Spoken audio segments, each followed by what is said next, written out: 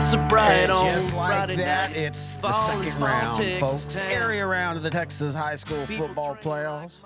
And we're here to talk about it Central Texas style right here on L4 Media as my co-host Kenny Heath joins me. And first off, we want to thank our sponsor, of course, Ranch and Home Masters Real Estate there in Lake Whitney.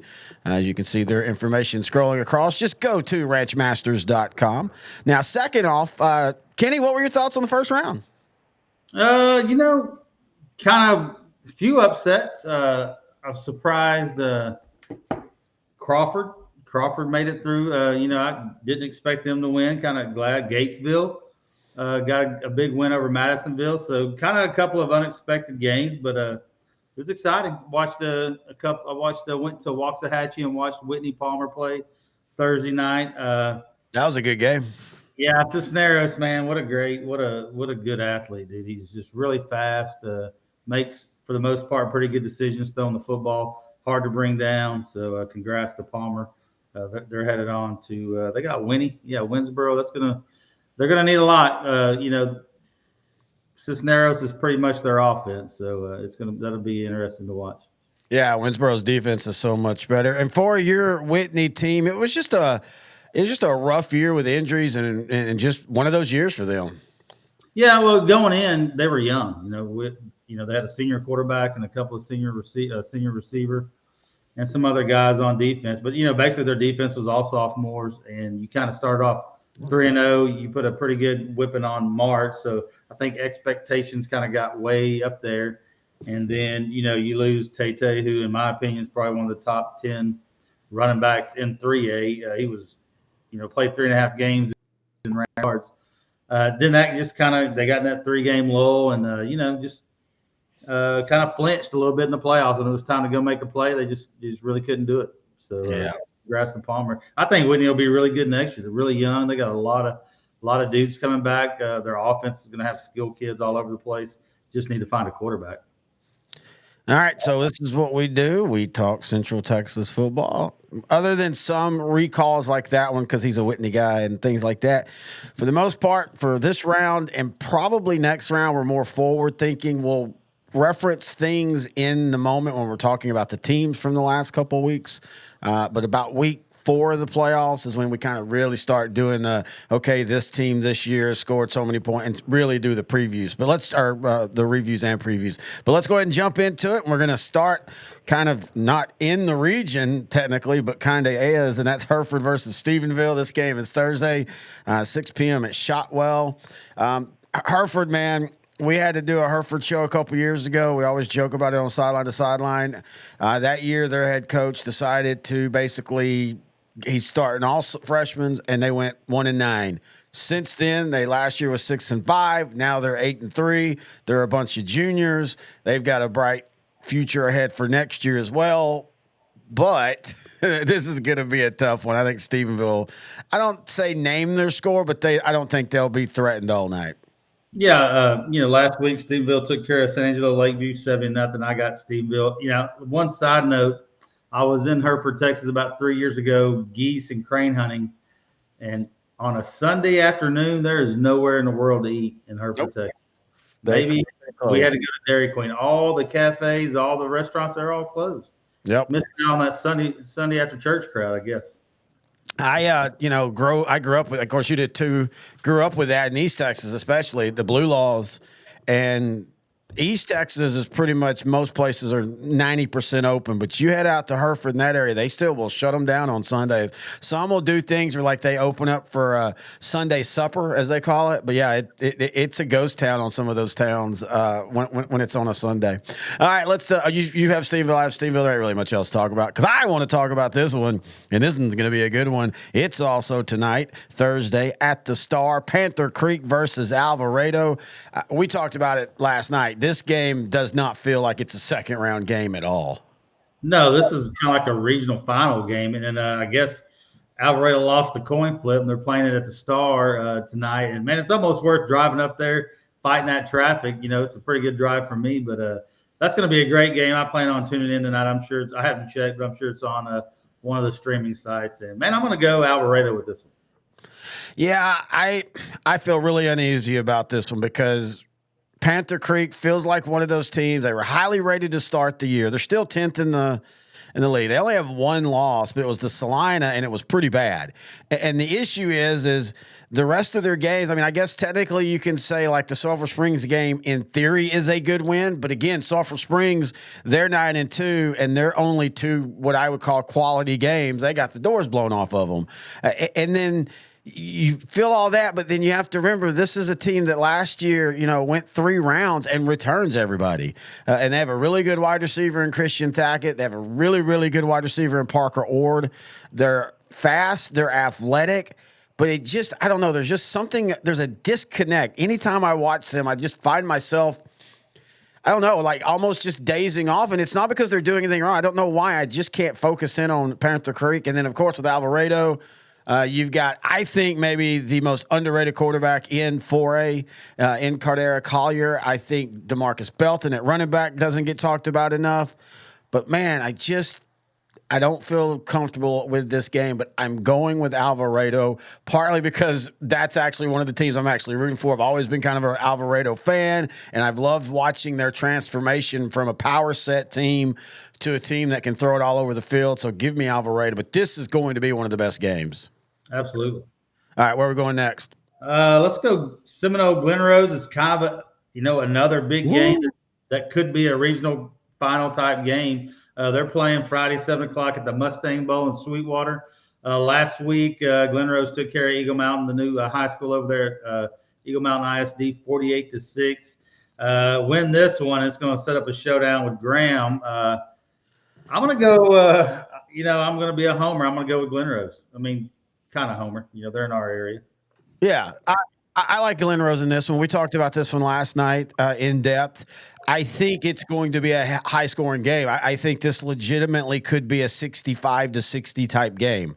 Both of these teams score, and both of these teams can score at will, but both of these teams against good offenses at times can give up some points, especially Glen Rose. And we all talk about they're going to get right by the time the playoffs. Well, until I see them play a good offense and hold them to under 20, I'm still going to assume that Glen Rose's offense or defense is going to struggle. And I know they held Benbrook to 14, and that's good. But again, and Benbrook's playing this week, but I'm just saying, I don't know. I don't qualify that. I still look at the Robinson game, who they got knocked out of the playoffs, and Glen Rose gave up 49. They gave up 71 to Alvarado, 35 to Godley. So I think Glen Rose is going to win, but I think this is going to be a really, really high scoring game. All right, let's go Waco La Vega against West Orange Start, a rematch. West Orange Start beat them by 35-27 earlier in the year. They're going to play this one in Magnolia on Friday at 7 p.m. Last week, La Vega took care of LaGrange 56-2, I believe. Who you got in this one? Man, I've gone back and forth on this one. I know West Orange Stark won in the first match. I know La Vega was still figuring out their quarterback situation. I think they've got it figured out. I think this is another one that, man, this really shouldn't be a round 2 game with where these two teams are, but they're in such a, especially West Orange Stark with Hampshire Finette above them. They're in such a tough district. I'm going to say La Vega wins the rematch, but I kind of feel like it's going to be around that same score as last time, about, a 35-31, 35-28 type of game. Yeah, I agree, and I think La Vega had knocked off, kind of gotten that role once they got in district, beat a top 10 team in Robinson and beating Conley, and I like where Coach Hyde's got his team, so I'm gonna go with La Vega also. All right, Gatesville versus Columbia. This game is Friday, 7 p.m. in Smithville. Give me Gatesville. I guess this would, by record wise, is considered an upset, but I don't think West Columbia has played the teams that Gatesville has.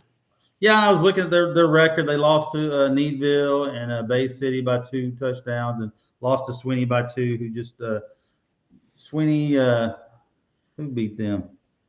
Sealy beat Robinson. I'm sorry, I got confused. Sweeney and Sealy. Yeah, I'm going to go Gatesville also. They got a really good running back, and is it Rayshawn Smith, I believe is his name, and he carried the ball a lot last week against Madisonville. I watched a little bit of that one on TV. They knocked off Madisonville 45-28, but I'll go with Gatesville.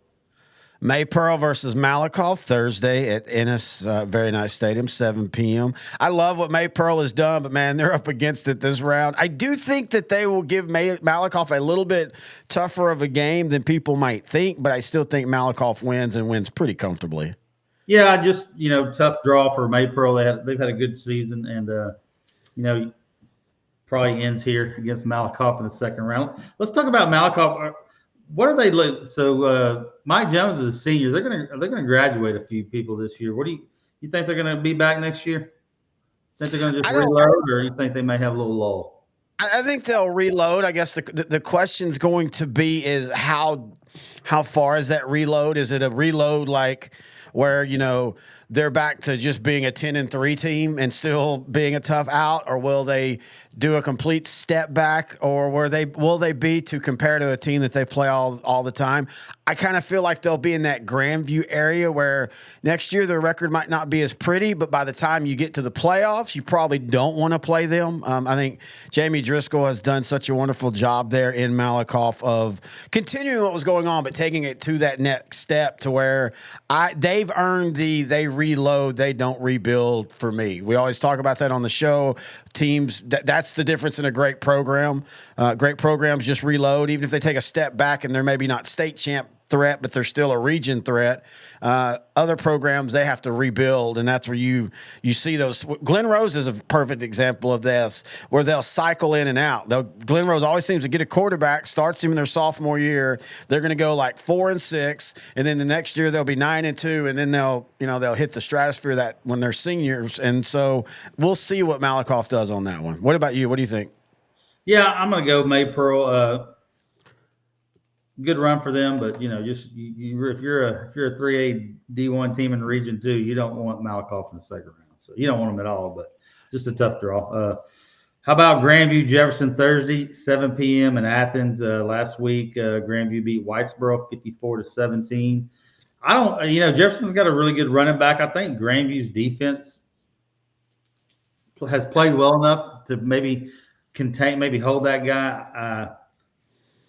I think my gut says Jefferson, but I wouldn't be surprised if Grandview won this one. Oh, no, I wouldn't either. Jefferson hasn't earned the trust of they can't get past the second round. That they've they haven't been 11-0 into these second rounds. I say that, but like in 2018 they were. Now, to be fair, I think that's the year that they got Malakoff in round 2, and that was a weird game because the score was close. But it was because Malakoff basically played keep away the whole game. It was like 31-21 or something like that, but it wasn't ever that close. But I think this is the year they finally pushed through. Cameron Williams is a great running back, but Tymus Taylor's a really, really good quarterback. And they've got one of the bigger, speedier wide receivers that nobody kind of talks about because this isn't a team that feeds him the ball and gives him 1,400 yards or anything like that. And that's Chris Love. He's 6'4". He can run, very athletic. But yeah, this is that game that teams that play deep into the playoffs year in and year out, they end up winning. But I'm gonna go with I think this is the year that bucks a little bit because I think Jefferson can beat Malakoff. Right now, if I were to rank that region, it would be Malakoff, Jefferson, and Winsboro. I really think Jefferson is just very, very much built to win the region. Now, they've got to get through the next couple of weeks, of course. But yeah, give me Jefferson in this one. But I do think it's a close game. Yeah, that'll set up a good. We'll find out Jefferson and Malakoff in the next round if both those guys win. Here's a fun one. These used to be district brethren. Diboll in Franklin, Thursday, 7 p.m. in Tomball. Great place to play. Diboll, of course, pulled the upset off last week. I know this. When Diboll and Franklin play, the ball rarely will leave the hashes. It'll stay inside the middle of the field, and those two teams will hit. Like I told Grant last night, Franklin's going to win this game. And I think Franklin will end up winning this game by 3 or 4 touchdowns. But Franklin's going to wake up Friday morning and know that they were in a football game because Diboll will hit. Coach Morrison, that's just they're physical and they play a physical style of football. I could see this being one of those, and Franklin has one of these every playoffs where it's like 7-6 at halftime because Diboll will just play keep away. Anahuac did that to him last year. I think it was last year or 2 years ago. and literally held the ball for like 3/4 of the first half. I could see that happening, but once Franklin gets rolling, I think Franklin will take care of Diebold. Yeah, I like Franklin. Thursday, 7 p.m. in Tomball. Last week, handled Hallettsville 48-6. I think Jaden Jackson and company get it done. Man, I don't know. Do you consider the next game? We got Yoakum at Fairfield Friday, 7 p.m. in Temple. Do you think Yoakum beating Troy was an upset? We talked about it last week, man. I kept saying, people need to not look at Yoakum's losses as losses and go look at who they played and go look at how those scores were. I guess in theory it was an upset, but I know I picked them on here. I know Grant and I both picked Yoakum on the on sideline to sideline for that playoff, because when you looked at Yoakum, they lost to Cuero, they lost to Columbia, they lost to Columbus, they lost to Hitchcock. I mean, those are all great teams, and they were competitive in them. They would end up getting beat by a couple scores, but they would match them until they just couldn't match them anymore. And then you kind of saw last week, well, really the last 2 weeks, because they throttled Hallettsville technically to win and get in, even though they were going to get in anyway with the way the tiebreakers worked. And then last week, dispatching Troy. Now they're playing a Fairfield team, and it's weird to say this about Fairfield, but they throw the ball, and that's just not something Fairfield has ever been really known for. The last time Fairfield made region runs, they had that running back that ended up playing a little bit in the pros, but now I can't remember, was it Larry Rose or something like that. And then but John Bachtel, now they have a great quarterback. They're going to throw the ball. Cole Collins, he's a big kid. He stands high in the pocket and has a really good arm. But Yoakum, Yoakum is one of those teams I always trust, and I think Yoakum will end up winning this game. Yeah, I think it'll be maybe put some. Fairfield's going to score some points, but just not. I don't think they got the defense to Yoakum. And I watched that Yoakum Troy game. Troy, the score was close at times, but it looked like, kind of like you said earlier, they just never were in it. It just looked a lot closer than they were, and then Yoakum pulled away at the end. This one's Friday. I think we already said the 7 p.m. in Temple. And then the next one we got on the list, Tig Hitchcock, Saturday, 3 p.m. in New Caney. Tig took care of Cold Spring 36-14 last week. Hitchcock, they lost their quarterback. Was that in the Columbus game? Yeah, early. And they really, they've won every game since then. I'm sure they fell off a little bit, but they're still looking pretty good. I think just Hitchcock takes care of this one, don't you? I think Hitchcock wins, but this is one of those I definitely have an upset alert on, because, they've been okay without Lloyd Jr., but that guy was the starter and the 4-star athlete for a reason.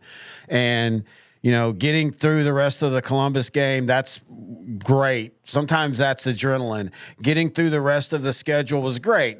And I'm not knocking that. And in fact, they did beat a Yoakum team that I'm like talking about how good they are. But they really haven't been challenged yet. It was Columbus 3 weeks ago, Yoakum last week, and then Little River Academy. So we don't know what this guy's going to do when they're down 14-0.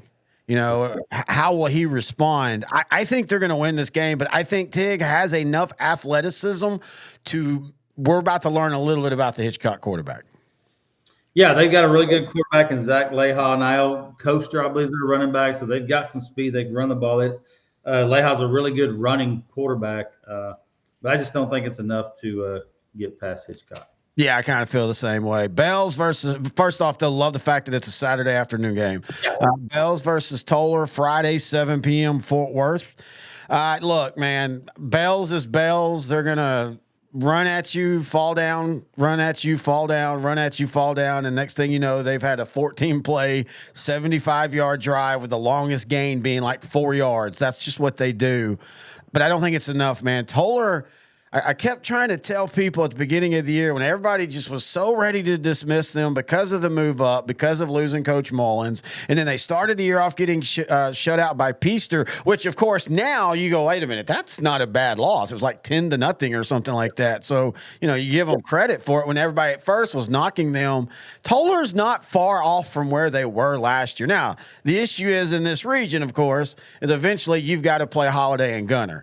But until they get to there, I think Toller wins this game. And I think Toller might win this game by a couple touchdowns. Yeah, and they lost. We talked about they lost quite a bit to graduation, but they still bring back Peyton Brown, who his freshman and sophomore year was just unstoppable. You know, he had the injury his junior year, and I think I saw an interview with the coach earlier this year that he's kind of back rounding into form. So you always got that guy. Last week they took care of Millsap 49-14, and yeah, I think Toller rolls in this one.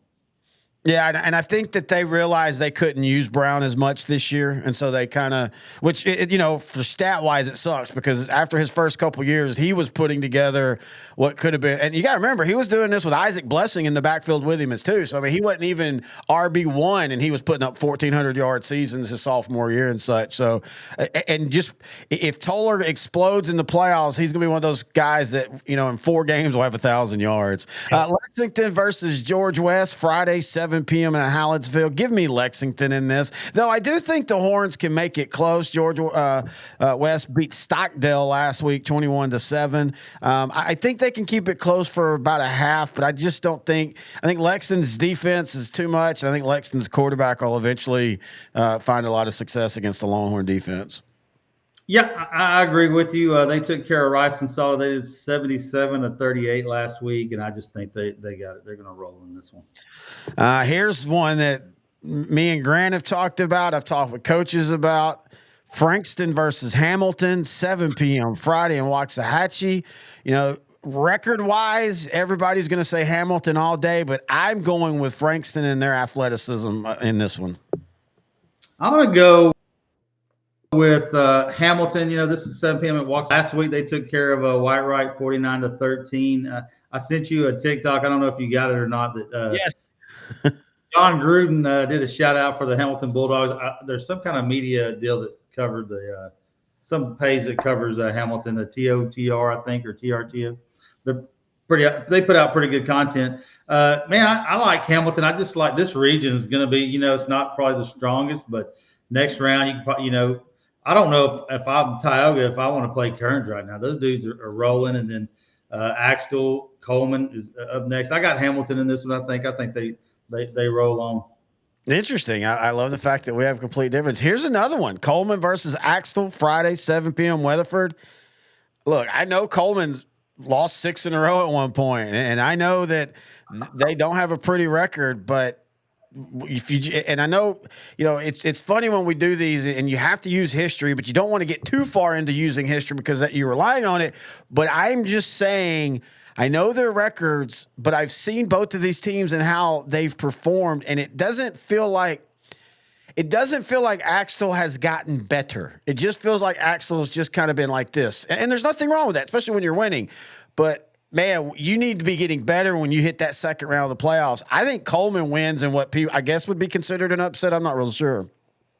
Yeah, last week Axtell beat Cayuga 24-10. I don't think Coach Horn is upset about that. I think he likes those muddy the water type games, play good defense, and just score, when you can. I guess I haven't heard Levi Leathers was supposed to be back last week. I don't know if he played or not. I know they were swapping out Colton Horn and the backup quarterback there at the end of the season, trying to find something to get that offense to go. I'm gonna roll with Axtell. I kind of had them as my regional, at least a finalist. So I'm gonna roll with Axtell. I think it's going to be a good game. I'll be tuned in watching it. I'll be out of town, but I'll definitely, if it's on stream somewhere, I'll be watching it. But yeah, I think Axtell. It's probably going to be an ugly game, and Coleman upset. Was it Wolf City? They upset last week. So 35 held. They didn't hold HD Davis. They still scored 35, but they held HD Davis, a really good Wolf City back. When it mattered most, and I'm just every year. Kind of what we're talking about, with Malakoff taking a step back and, what Grandview's taking a step back for them, for Coleman, they've definitely taken a step back from where they were. And this is a team the last 4 years, you marked them into the third round and then one year they made it to the region's finals. They're not that good, but I just feel like this just screams, don't trust the records. That's all I'm saying, folks. Just don't trust the records. Go ahead. I agree with you. Yeah, Axel's probably right for the upset, but I think they pull it off. And I'm not rooting against Coleman, but I am rooting for Axel because I love the programs that have never been so far getting there, or they haven't been there in 30 years and they're getting there because when I was growing up, that was my high school. We hadn't done anything. We hadn't made the playoffs in like 20 years, and then we made it once and got beat, and then didn't make it for another 5 years, and then we took off and it ended with a state championship. So I always have a soft spot for the Axles of the world. I just the 20 years of watching this sport as a job and 45 years of watching it as a fan, this just screams. And honestly, I kind of feel like it might even be Coleman, like a 42-21 type game. I've seen this game so many times. Now, again, I hope Axel does it. And hey, maybe we have the same thing in the next one. Crawford versus Ganado. No, we don't. Crawford, congratulations on the upset last week. You were awesome. I appreciate it. You have a long storied history, but Ganado is going to do really, really mean things to Crawford Friday at 7 p.m. in Rockdale. Give me the Indians big in this one. Yeah, I'm happy for the Pirates that they won that first round game. It's probably going to help them more next year. Maybe give some confidence because Ganado. I don't cover them, but I know about them, and yeah, I just don't think Crawford is going to get past them.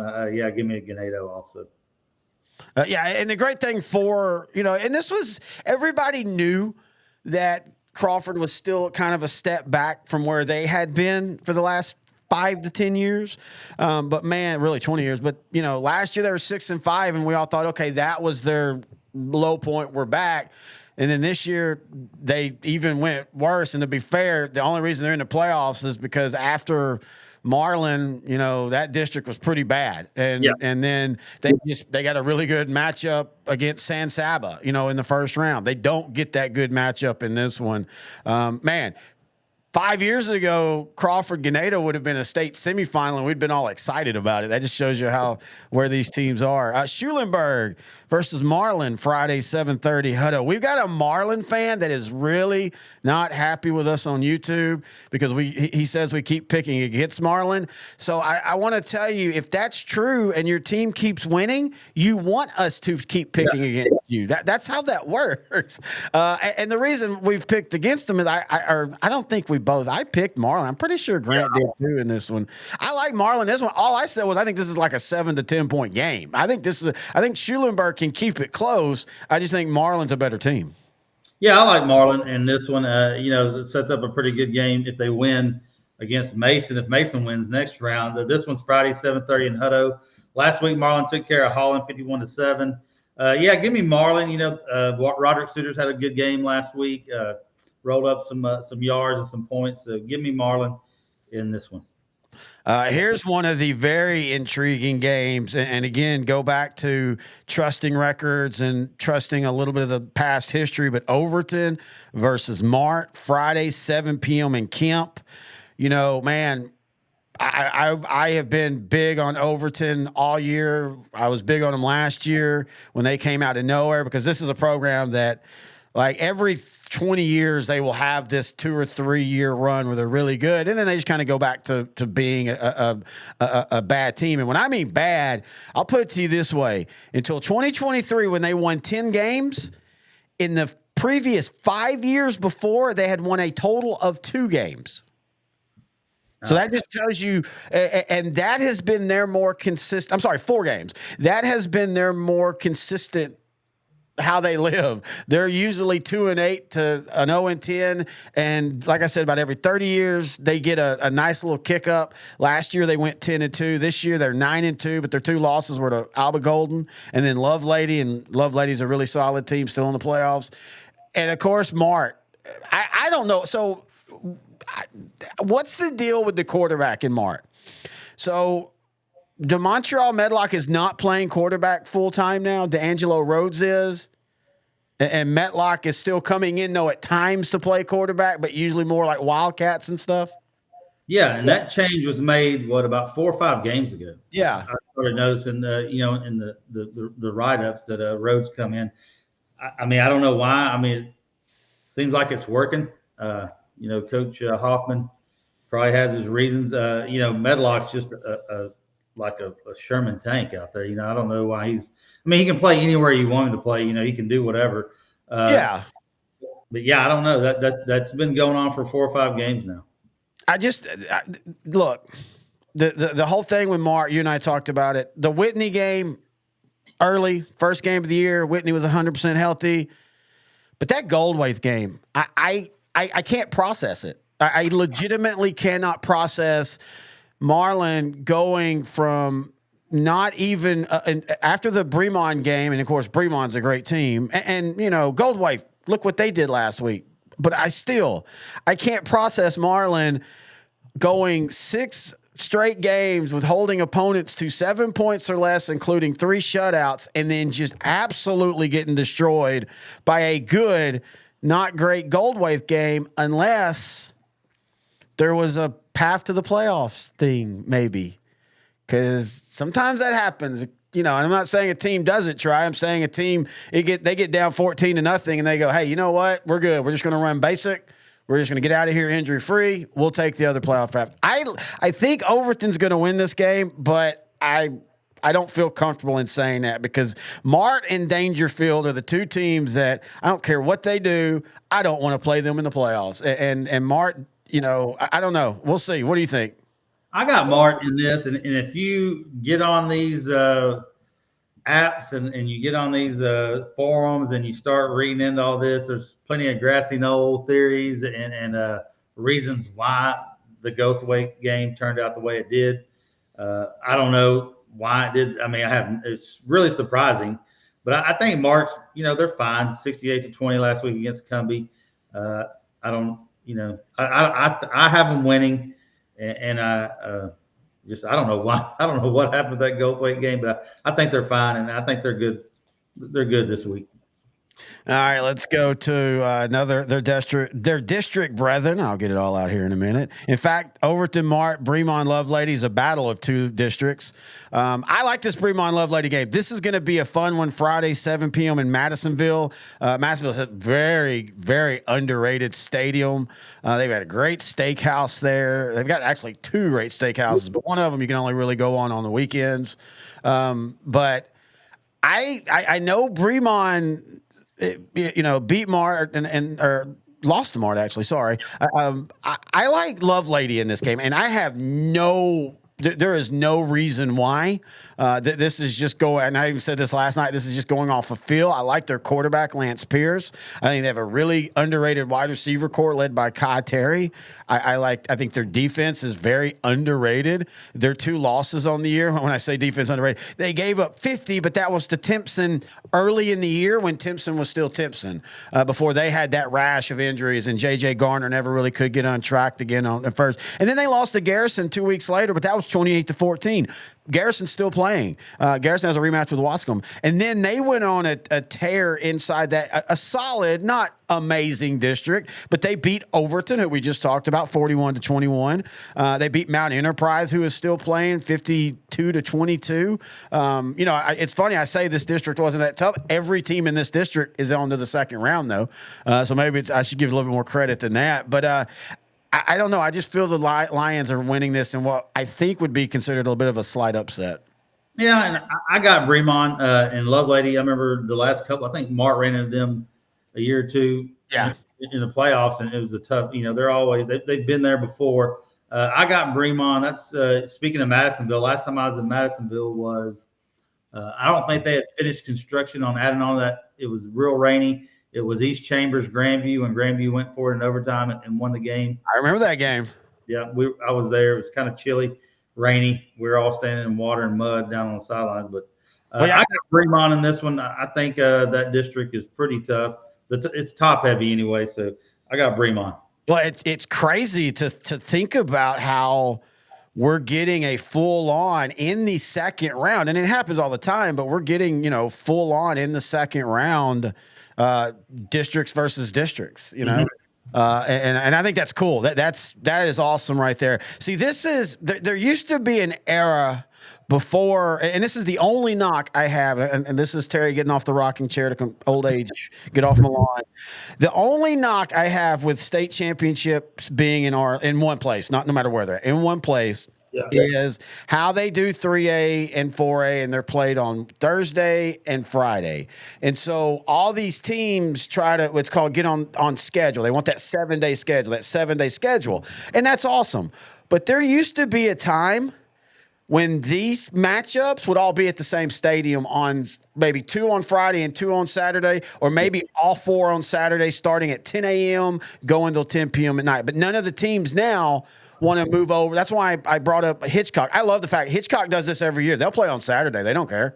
Like, hey, we'll play on Saturday. We'll play if we have to play 5 days later. We'll play 5 days later. So I do hate that because they're all kind of spread out. They're all on Friday. One's in Hutto, one's in Kip, one's in Madisonville, and one's in Palestine. So you can't make even 2 of those games. I just hate that. But we will finish on the last game of 10-2A versus 11-2A. Wortham versus Mount Enterprise. This game is Friday, 7 p.m. in Palestine.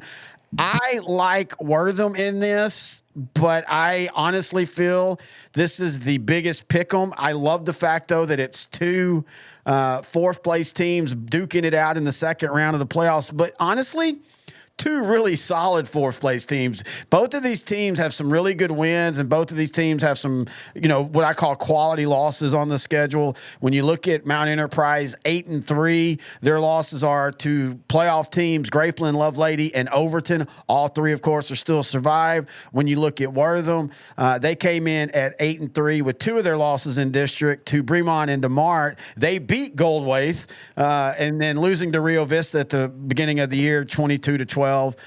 I'm going to go with Wortham, but I really think this is a pick 'em pick. Yeah, I agree with you. I'll go with Wortham also. Last week they took care of Clarksville 76-30. Yeah, I think we haven't really followed Wortham along, but we knew they were a solid club, and I like them for this next round. All right, man, that is going to do the area round. Of course, next week is Thanksgiving. We will probably record earlier in the week so we can get to. I say that as we're recording on game day on Thursday, but sometimes that's what you just have to do. But with it being Thanksgiving, we usually move everything up a couple days. So be looking forward to that. How can people find Central Texas Podcast on Facebook and Twitter? Go to Central Texas Football Podcast on X/Twitter or at CTFP. You'll find us there, and Facebook, the same thing, Central Texas Football Podcast. And they're also, of course, on all of the L4 Media podcast platforms. You can find it at s2ssport.com. If you're listening and want to see our ugly mugs, all you got to do is go to youtube.com/@L4 Media Company. And our show is somewhere amongst all the other shows that we do. All right, that's going to do it for this week. Be safe in your travels. I hope your team wins unless you're playing mine. And until next week, he's Kenny, I'm Terry, and this has been the Central Texas Football Podcast.